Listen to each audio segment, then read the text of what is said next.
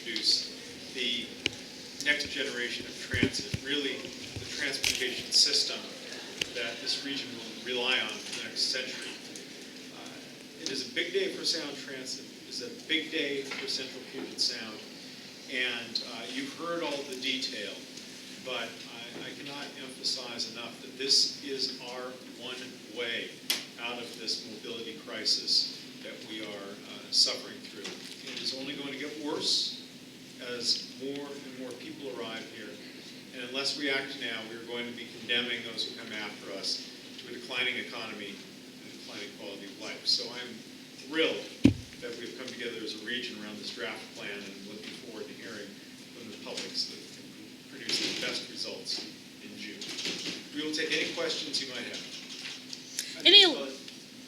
Any elaboration on the bus modifications, for example, in West Seattle for Rapid Ride Line C, that will be made in the meantime? Do you want, or Robin? Hi, Rob Johnson, Seattle City Council member, relatively new board member. One of the things that we've been talking about is working with the executive and the folks at King County to identify the kinds of capital projects that would be necessary to help make the bus trips from West Seattle and Ballard more quickly. The things we've been talking about at the conceptual stage have been issues like queue jumps so that buses can get out a green light earlier than regular traffic, or bus pullouts so that buses don't have to come out of the lanes in order to pick people up and then get back into traffic. Those are the kinds of things that would actually make the everyday bus user's trip much more frequent and much more reliable. Can you explain the thought process on going big here? Sorry. Yeah, I mean, essentially, a 15-year plan doesn't complete the spine, doesn't complete the core of the transit system. If you push it out an additional 10 years, you're able to generate both from these direct revenues and from other revenue sources enough to create a system that really matches the metropolitan region in which we now live and work. And that is what we need for our economy to succeed. People need to be able to get to Boeing in Snohomish County, to Microsoft on the east side, to Expedia or Amazon. They need to be able to commute from places where housing is affordable to places where jobs are plentiful. And the scale of this really is 3 counties, and in order to do that, we have to have longer timelines if we have the revenues to be able to complete it. We know for a fact that is what folks want. People have approved Sound Move and Sound Transit 2, both of them before any rail car ever ran here. Now that light rail is open and people have seen it, we're finding that folks from communities all around Central Puget Sound want the rail, need the rail, and they want it soon. And so we're doing everything we can to accomplish that. Any other questions? Nothing's harder than trying to sell taxation. So how are you going to sell it? Well, the fact is that in order to do this, there needs to be some additional revenues. But the benefit to people and to our economy is tremendous. We don't have an alternative to building this system. The alternative is to have the kind of congestion that we have today, and in fact have it become worse month after month, year after year.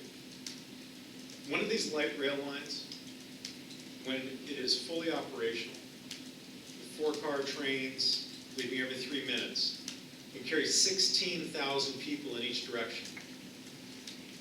A lane on Interstate 5 on its best day can carry about 2,000 cars. So you can see what we need to do here. We need to create the kind of capacity that is going to accommodate the population that's coming and the growing economy that we have in this region. And this is really our only way to do that. How much do you see this plan shifting, changing, being amended from now until you get to a final plan in June? I think it's interesting, as I was listening to the board members, we've had a lot of conversation with the public, with our cities, among the board members and the staff, and there's already been a lot of refinement. There are still, rough edges. There are still things that people are interested in that might not be in this draft, and there may be better ways to do some of the things we're suggesting, to do them faster, to get the most riders for each transit dollar. Fundamentally, it is our goal to have the best package we can produce with the information available at the board meeting in June, and that's what we're going to send to the voters. Frankly, Dow, some people may be paying off their mortgages, though, before some of these lines are built. Some of the initial feedback on social media has been 22 years for Ballard to downtown. They'd never see it. So how do you convince people to vote for something like that they may never see? Well, the timelines on projects from throughout the country on building this kind of infrastructure often surprise people. 15 years, 20 years, or more. That is not because it takes that long to build the individual project, but because the projects have to be staged. And a lot of that has to do with the availability of financing. Sound Transit, as I understand it at least, has some constraints on how much you can borrow that were built in by the legislature that are even more conservative than what applies to cities and counties. So being able to finance these projects can help accelerate them. One of the exercises we're going to be going through between now and June, and in fact after that, is to identify how can we accelerate some of this? Can we pull them forward more? How do we stage them? How do we make sure that we're giving ourselves the opportunity to get that benefit open and available to the riders as soon as possible? The sooner we build it, the less it costs to construct, and the more benefit people can get out of it. And the better off our economy would be, because we can give ourselves a break from this congestion that we're suffering through. So you're saying because of the financing, you can't build multiple lines concurrently? Right now, the greatest constraint is the financing, not the total amount of revenue collected over the period of the project or the program, but the ability to borrow enough money to get going now on projects. I just wanted to add one element to that. We had to set the timelines on based on our history and what Sound Transit's been able to accomplish to date. But we have a strong desire to work with the communities in which we're going to build these projects to make them happen faster. Sound Transit just doesn't build. We are highly, highly dependent on the communities in which we will build to be able to turn around permits, to be able to work in an environmental process, to get all the environmental approvals. It's multiple agencies, it's multiple communities. I think we can deliver many of these projects faster with really, really good cooperation from the communities in which we're going to build them. We did not want to put out false hope to the voters by having dates that we didn't necessarily know we could accomplish. But I think when we sit down with the mayors and elected officials of these communities and talk about how we can expedite it, we're hoping for good cooperation to be able to deliver them sooner. Mayor Murray asked about paid parking. He essentially said, the staff response was, the money coming from paid parking is minimal, and he asked if that could change. I'm wondering, actually, Peter, if you could address that. Do you feel like changing that? Is that part of the project, is to change? So this is something that we can review in the next 3 months. There is a financial assumption of some parking revenue, but not a robust amount of parking revenue. The board has yet to take a firm position on paid parking all across the system and at what level we would charge it. It's something that Sound Transit has started off doing with some pilot projects. We would love to use our ORCA system as a way to not only get people to pay seamlessly for parking if the board approves it, but it has the added benefit of being able to provide ORCA lift benefits for low-income individuals, so they might pay less for the parking if they're truly financially stressed. It's also a way of ensuring that people who are parking in Sound Transit parking facilities are actually using the Sound Transit system.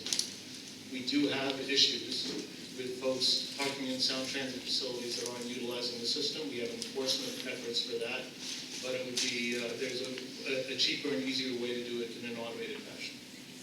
Other questions? How much of this hinges on a good portion of it being federally funded? I mean, there's that line item that says...